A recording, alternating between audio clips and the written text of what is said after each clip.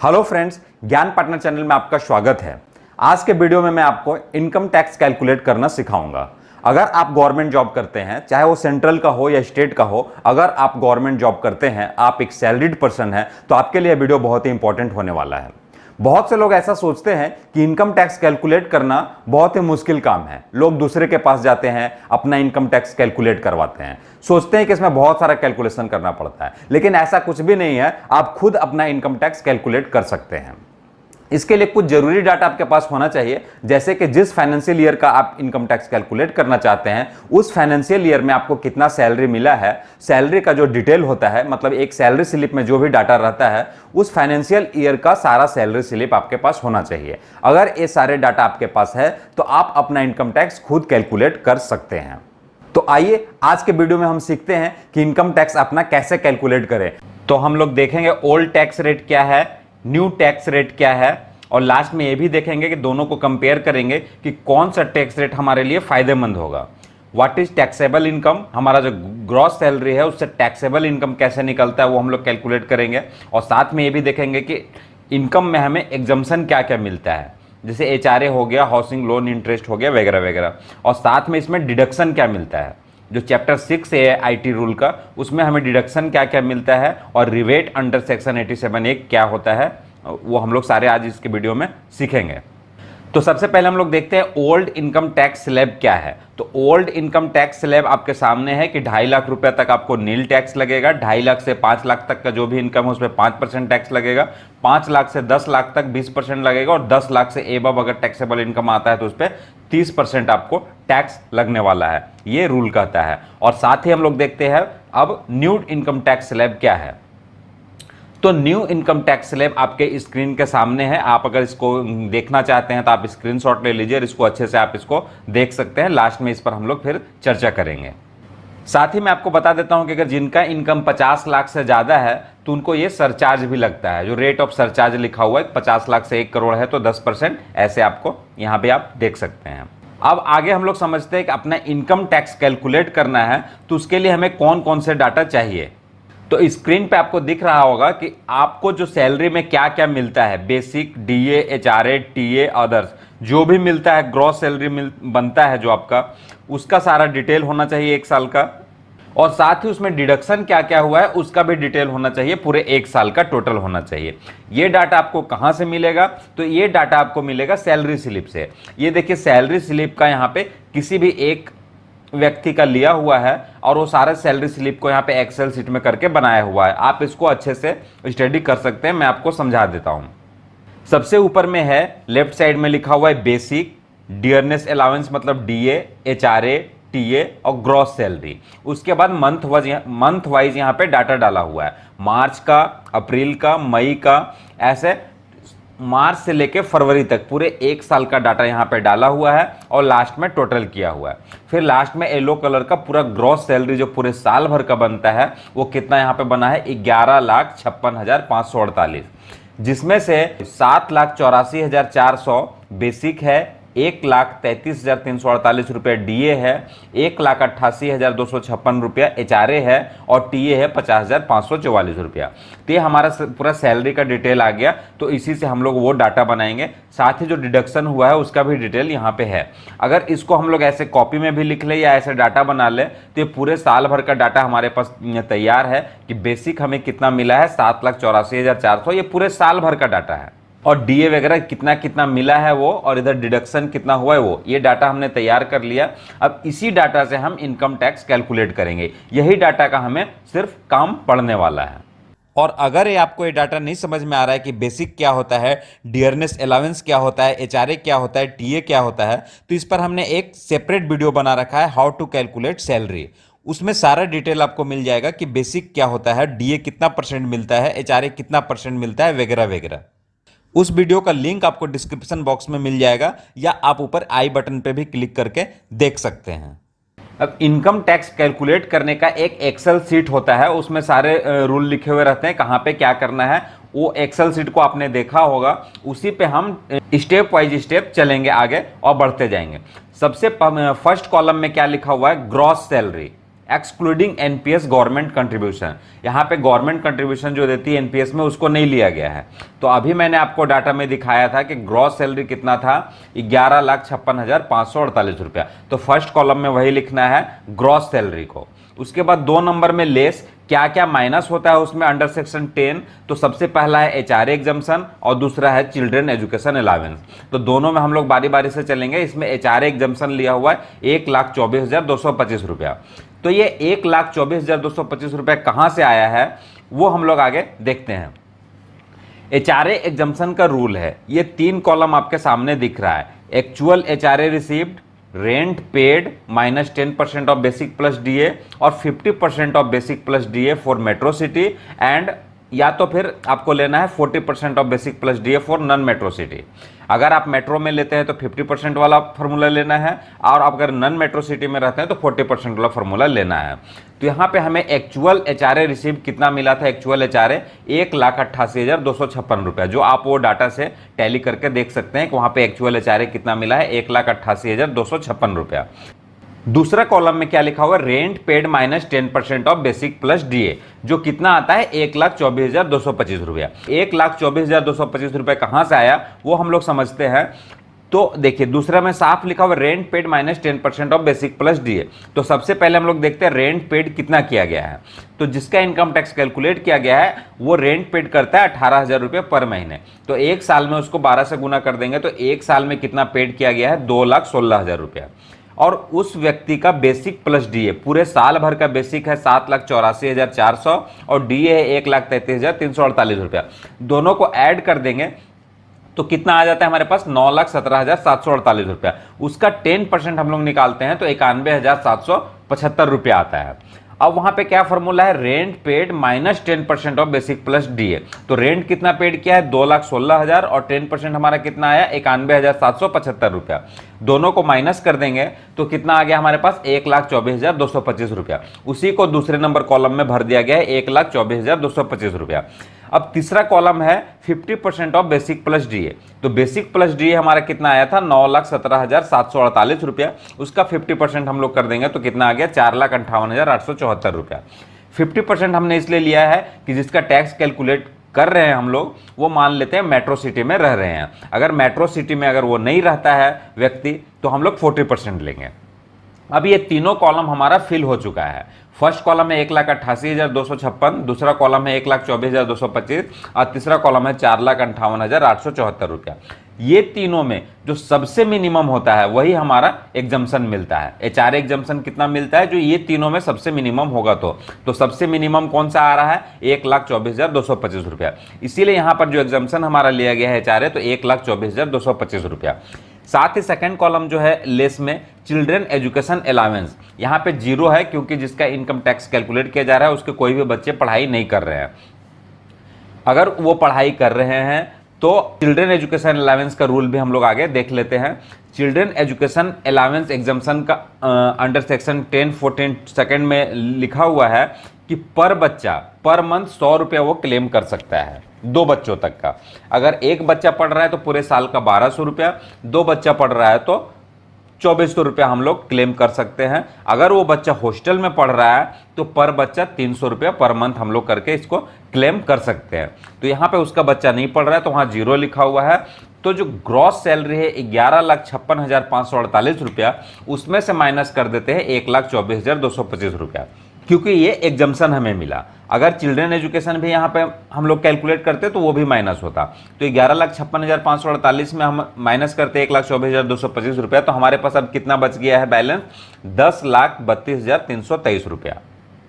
अब चौथे number column में है टैक्स ऑन एम्प्लॉयमेंट या प्रोफेशनल टैक्स। बहुत सारा स्टेट में प्रोफेशनल टैक्स लगता है और बहुत सारे स्टेट में प्रोफेशनल टैक्स नहीं लगता है। अगर प्रोफेशनल टैक्स लगता है तो उसका भी एग्जम्पशन यहाँ पे मिलेगा।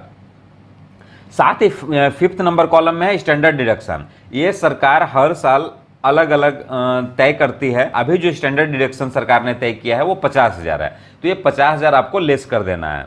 क्योंकि आपको एक तरह से छूट मिल रहा है, उसका नाम है स्टैंडर्ड डिडक्शन। तो 10,32,323 में 50,000 को माइनस कर दिया तो हमारे पास कितना अमाउंट बच गया, 9,82,323 रुपया। अभी तक जो हमारा टैक्सेबल इनकम कितना आया है, 9,82,323 रुपया। उसमें से क्या क्या हमें छूट मिला है, एक तो एचआर एग्जम्पशन हमने लिया है और स्टैंडर्ड डिडक्शन 50,000 माइनस किया है। अब आगे हम लोग देखते हैं। आगे इसमें कॉलम नंबर 7 में आता है कि अगर आपका कोई अदर इनकम है तो इसमें जुटेगा।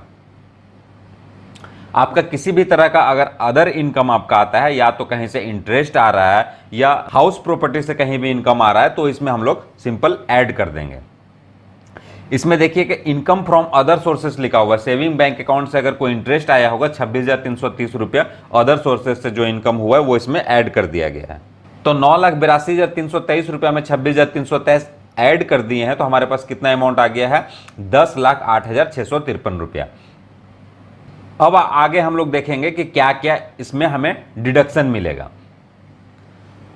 तो डिडक्शन अंडर चैप्टर 6A में बताता है कि 80C, 80CCC और 80CCD मिला के आप 1.5 लाख रुपया तक क्लेम कर सकते हैं। आगे एग्जाम्पल में देखेंगे तो ये ज़्यादा डिटेल में हम लोग समझेंगे। साथ ही जो नीचे है डिडक्शन है 80CCD जिसका लिमिट है 50,000। उसके बाद 80CCD2 जो एनपीएस गवर्नमेंट कंट्रीब्यूशन है उसको यहाँ पे हम लोग क्लेम कर सकते हैं। उसके बाद है हेल्थ मेडिकल इंश्योरेंस, अगर हम लोग लेते हैं कहीं से भी मेडिक्लेम वगैरह तो भी यहाँ पे हम लोग क्लेम करेंगे। और डोनेशन, कहीं भी बाढ़ पीड़ित या भूकंप में या फिर कोरोना में हमने अगर कहीं डोनेशन दिया है तो भी यहाँ पे हम क्लेम करेंगे। और साथ ही सबसे लास्ट में है सेविंग अकाउंट में आपका जो इंटरेस्ट आता है वो 10,000 तक आप क्लेम कर सकते हैं। मतलब ये सब जो है वो माइनस होगा। आगे हम लोग एग्जाम्पल के थ्रू देखते हैं। सबसे ऊपर तो हमने यहाँ पे ग्रॉस टोटल इनकम लिख दिया, जो अभी पहले जो हमारा अभी आ चुका है 10,08,653 रुपये, जो अभी पिछले पेज में आया था उसी को हमने सबसे ऊपर यहाँ पे लिख दिया है। चूंकि नए कर्मचारियों का एनपीएस कटता है तो जीपीएफ यहाँ पे 0 है। जिसका जीपीएफ कटता है तो जीपीएफ जितना जमा हुआ है वो यहाँ पे आएगा। सीजीईजीआईएस 720 रुपया कटा है, पीपीएफ में जमा किया गया है 80,000 रुपया और एलआईसी प्रीमियम भरा गया है 30,000 रुपया और म्यूचुअल फंड में भी भरा गया है 20,000 रुपया। साथ ही यहाँ पर जो बी नंबर कॉलम है सेक्शन 80CCD1 में यहाँ एनपीएस एम्प्लॉय कंट्रीब्यूशन को क्लेम किया गया है 41,775 रुपया। यहाँ पे आप गौर करेंगे तो इनका एनपीएस जो कटा है वो 91,775 रुपये कटा है, लेकिन उसमें से 50,000 माइनस करके यहाँ पे क्लेम किया गया है। चूंकि मैंने आपको बताया था कि इसमें हम लोग 1.5 लाख तक ही क्लेम कर सकते हैं। 1.5 लाख से जितना भी अमाउंट ज़्यादा होगा उससे कोई फायदा नहीं है। 1.5 लाख तक ही आपको इसमें से डिडक्शन मिलने वाला है। तो 50,000 तक हम लोग आगे उसमें एनपीएस का कॉलम है, एनपीएस क्लेम कर सकते हैं, इसलिए 50,000 यहाँ पे नहीं क्लेम किया गया। 50,000 छोड़ के जो 41,775 रुपये बचा है उसी को यहाँ पे क्लेम किया गया है और टोटल जोड़ के यहाँ पे हो गया 1,72,495 रुपया। चूंकि 1.5 लाख से ज़्यादा हो गया है तो हम लोग का डिडक्शन मिलने वाला है वो 1.5 लाख तक ही है, क्योंकि इसका लिमिट सरकार ने तय कर रखा है कि हम लोग 1.5 लाख तक ही डिडक्शन इसका ले सकते हैं चैप्टर 6A के अंतर्गत। उसके बाद और क्या डिडक्शन ले सकते हैं, सेक्शन 80D में जो हमारा CGHS 7,800 रुपये कटा है उसको क्लेम किया गया है। और साथ ही जो अभी मैंने बताया था कि एनपीएस का 50,000 यहाँ पे क्लेम कर सकते हैं 80CCD1B में। तो सेक्शन 80CCD1B में 50,000 एनपीएस को क्लेम किया गया है। टोटल एनपीएस हमारा कटा है 91,775 रुपया, जिसमें 50,000 यहाँ क्लेम किया गया है और 41,775 रुपया ऊपर क्लेम किया गया है। और जो डी नंबर है 9B में जो डी नंबर है एनपीएस गवर्नमेंट कंट्रीब्यूशन है, उसको भी यहाँ पे हम लोग क्लेम कर सकते हैं, लेकिन तभी क्लेम करेंगे जब ग्रॉस सैलरी में हम लोग गवर्नमेंट कंट्रीब्यूशन को ऐड किए हों। जो सबसे शुरू में हमने सैलरी स्लिप के थ्रू जो ग्रॉस सैलरी बनाया था उसमें जो एनपीएस का गवर्नमेंट कंट्रीब्यूशन है वो हमने ऐड नहीं किया है। अगर वहां हम ऐड करेंगे तो यहां पर हम रिबेट उसका ले सकते हैं, डिडक्शन दिखा सकते हैं, लेकिन चूंकि वहां पर गवर्नमेंट कंट्रीब्यूशन को ऐड नहीं किया है इसलिए यहां एनपीएस गवर्नमेंट कंट्रीब्यूशन को भी क्लेम नहीं करेंगे। तो यहां पर सिर्फ 7,800 और 50,000 को क्लेम किया गया है। तो टोटल यहां पर 7,800 और 50,000 को जोड़ देते हैं तो 57,800 आता है। तो और ऊपर 1.5 लाख, ये दोनों को अगर हम लोग माइनस कर देते हैं 10,08,653 में तो हमारे पास अब टैक्सेबल इनकम कितना आता है 8,08,53 रुपया। 1.5 लाख वो हो गया और 57,800 दोनों जोड़ दिए तो हो गया 2,07,800 और 10,08,653 में माइनस कर दिए तो कितना हो गया 8,853 रुपया। अब हमारे पास टोटल इनकम कितना बच गया, जो टैक्सेबल इनकम है वो 8,853 रुपया। अब इसी 8,853 रुपया पर हमें टैक्स लगेगा। अभी तक आपने कैलकुलेट कर लिया कि क्या क्या हमें एग्जम्पशन मिला और क्या क्या हमारा डिडक्शन हुआ। ऐसे आप अपने सैलरी का भी खुद से कर सकते हैं। अब टोटल हमारा जो टैक्सेबल इनकम आ गया है वो 8,853 रुपया है। अब इसमें हम लोग टैक्स कैलकुलेट करेंगे, टैक्स ऑन टोटल इनकम, मतलब ये 8,853 रुपया पे टैक्स कितना बनेगा। तो उस टैक्स को समझने के लिए हम कैसे कैलकुलेट करते हैं, आइए देखते हैं। ये देखिए टैक्सेबल इनकम कितना आया है, सबसे ऊपर लिख दिया हमने 8,853 रुपया। अब चूंकि 2.5 लाख रुपया तक नील टैक्स लगता है, इसलिए 2.5 लाख रुपया तक यहाँ पर टैक्स कितना बना, नील। अब 2.5 लाख से जो 5 लाख तक जो इनकम आता है वो 2.5 लाख रुपया पे कितना 5% के हिसाब से हम लोग करेंगे तो कितना आ गया, 12,500 रुपया। अब चूंकि 5 लाख तक कैलकुलेट हम लोग ऊपर कर चुके हैं, तो 5 लाख से 10 लाख तक में हमारे पास कितना इनकम बच गया, अब 3,853 रुपये ही बचा है, क्योंकि 5 लाख तक ऊपर ऐड हो गया। 3 लाख जो बचा है उस पर हम 20% के हिसाब से टैक्स कैलकुलेट करेंगे तो कितना आ गया, 60,171 रुपया। तो टोटल जो टैक्स बना वो कितना बन गया, 72,671 रुपया। अब ये 72,671 रुपया को वहां पे हम लोग लिख देंगे। टैक्स ऑन टोटल इनकम कितना आ गया, 72,671 रुपया। अब इसमें अगर आपका जो टैक्सेबल इनकम है वो 5 लाख से अगर कम है तो रिबेट मिलता है, क्योंकि हमारा टैक्सेबल इनकम 8 लाख से ज़्यादा है, इसलिए हमारा जो यहाँ पे रिबेट कुछ नहीं मिलेगा, वो जीरो हो जाएगा।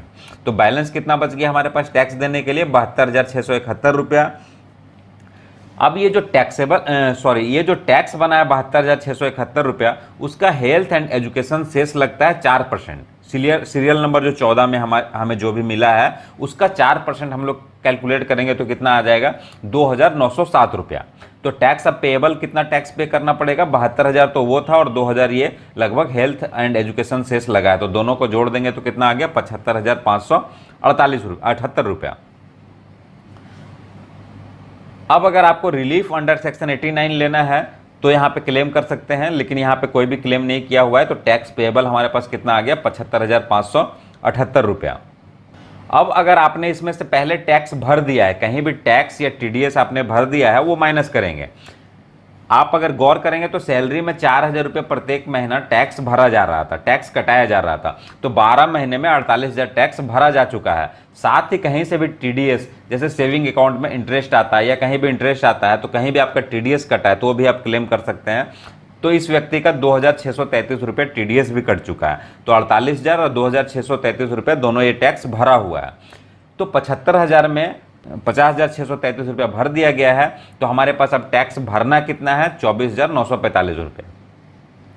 मतलब टैक्स पेएबल था 75,578 रुपया, उसमें से कम भरा है तो अभी हमें भरना है। अगर उससे ज़्यादा हम भर देते हैं तो जैसे ही रिटर्न फाइल करेंगे तो हमारे अकाउंट में जितना भी ज़्यादा हमने भरा है वो पैसा वापस आ जाता है। उम्मीद है आपको पूरा समझ में आ गया होगा। अब रही बात न्यू टैक्स स्लैब की, न्यू टैक्स स्लैब और ओल्ड टैक्स स्लैब में क्या अंतर है वो हम लोग भी एक बार समझ लेते हैं। अब अगर टैक्स एज न्यू स्लैब के हिसाब से अगर हम लोग कैलकुलेट करते हैं तो न्यू टैक्स स्लैब में आपने देखा होगा, न्यू टैक्स स्लैब को अगर आपने गौर किया होगा तो उसके हिसाब से अब हम लोग टैक्स कैलकुलेट करते हैं। दोनों में अंतर यही है कि अगर आप ओल्ड टैक्स स्लैब चूज करते हैं तो आपको जो एग्जम्पशन और डिडक्शन मिलता है वो न्यू टैक्स स्लैब में आपको एग्जम्पशन और डिडक्शन नहीं मिलता है। यहाँ पे जब भी टैक्स कैलकुलेट होगा तो ग्रॉस सैलरी पे टैक्स कैलकुलेट होगा। तो जो यहाँ पे ग्रॉस सैलरी हमारा कितना था, 11,56,548 रुपया ग्रॉस सैलरी था, उसमें कोई एग्जम्पशन नहीं मिलने वाला है, कोई डिडक्शन नहीं मिलने वाला है। और इस टैक्स स्लैब के अनुसार से अब हम लोग टैक्स कैलकुलेट करते हैं। इसमें भी 2.5 लाख तक नील है तो ये नील आ गया है। 2.5 लाख से 5 लाख तक में 5% लगता है, तो 2.5 लाख को कैलकुलेट किया गया तो 12,500। 5 लाख से 7.5 लाख तक कैलकुलेट करना है 10% के रेट से तो 25,000, और 7.5 लाख से 10 लाख तक 15% कैलकुलेट करना है 37,500। और चूंकि इस टोटल इनकम 11,56,000 ही है तो 10 लाख से 12.5 लाख के बीच में आता है 1,56,548 रुपये, जिसका 20% कैलकुलेट किया गया तो 31,310। तो न्यू टैक्स स्लैब से अगर हम लोग टैक्स कैलकुलेट कर रहे हैं तो 1,06,310 रुपया आ रहा है। और पुराने ओल्ड टैक्स रेट से कितना आया था, लगभग 75,000 रुपया, तो लगभग 25,000 टैक्स यहाँ ज़्यादा बन रहा है। मैक्सिमम मामले में न्यू टैक्स स्लैब हमेशा घाटा होता है, मतलब ओल्ड टैक्स स्लैब में ही आपको फायदा होने वाला है। बहुत ही कम रेयर चांसेस है जहां पे आपको न्यू टैक्स स्लैब फ़ायदेमंद साबित होगा। इसलिए जो मैक्सिमम लोग हैं वो ओल्ड टैक्स स्लैब ही चूज करते हैं। उम्मीद है आपको new tax slab, old tax slab सब समझ में आ गया होगा। बहुत ही इजी तरीके से आपने समझ लिया होगा कि टैक्स को कैसे कैलकुलेट करना है। कोई भी फिर भी कंफ्यूजन रह गया हो तो आप हमें कमेंट बॉक्स में ज़रूर पूछ सकते हैं। साथ ही अगर आपको वीडियो अच्छा लगा हो तो प्लीज़ अपने दोस्तों में शेयर कर दीजिए और एक लाइक ज़रूर कर दीजिए। थैंक यू दोस्तों, बाय बाय।